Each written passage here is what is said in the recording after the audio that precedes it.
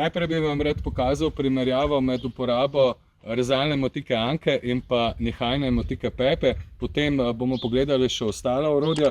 Jaz na vrtu seveda najlažje oziroma najhitreje kopavam kar z nihajno motiko Pepo. Vidimo, da enostavno samo vlečemo med vrstami in je zadeva zelo hitro končana. Lahko gremo tudi na ta način, tam kjer je nekoliko več prostora.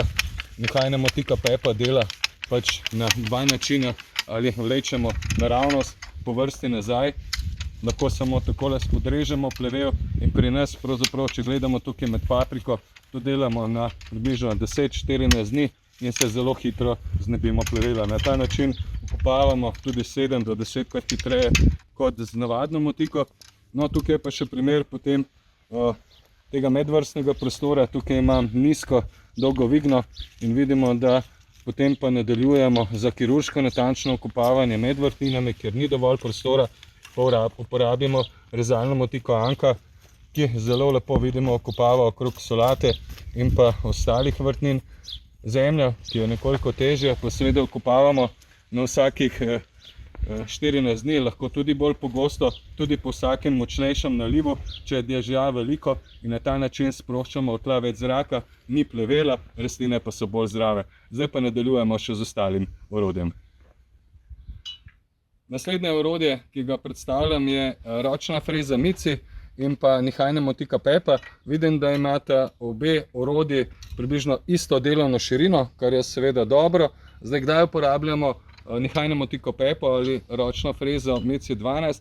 Zdaj, če imamo večjo površino, posebej vrtnarji imajo radi ročno frezo Mici 12, ker je delovna širina 12. Jaz na vrtu imam pa zelo rad nihajno motiko Pepo, kajti z njo sem bolj mobilen, vsaj v tej začetni fazi, in lahko pravzaprav med rastlinami se lažje gibljem. Vidimo, da lahko delamo na različne načine, lahko jo vlečemo na ta način, lahko pa enostavno tudi premikamo po gredi in delamo pravzaprav dosti hitreje in tudi lažje, takrat, ko imamo manj prostora, kot v primeru ročne freze Mici.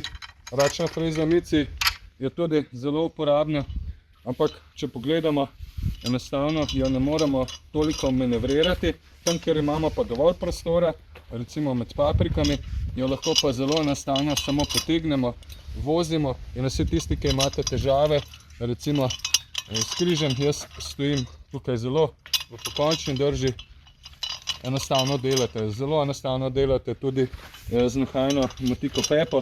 Med papriko je dovolj prostora in vse skupaj samo vozimo.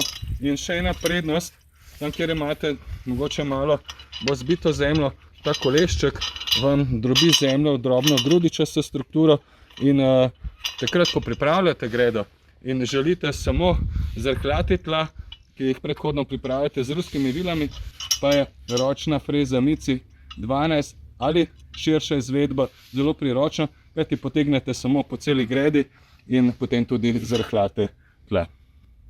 Rad bi vam pokazal še uporabo male ročne freze Mici 12 in pa velike ročne freze Mici 20. Kot vidimo, se predvsem razlikujeta v širini rezila. Mala ročna freza ima rezilo širine nihajne motike, tukaj pa rezilo širše.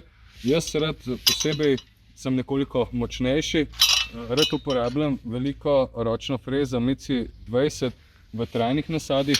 Tukaj vidimo, da trava uhaja med maline in zemlja je sicer nekoliko mokra, ampak zelo lahko spodrežemo rob, na ta način preprečimo, da bi se maline razraščale izven prostora.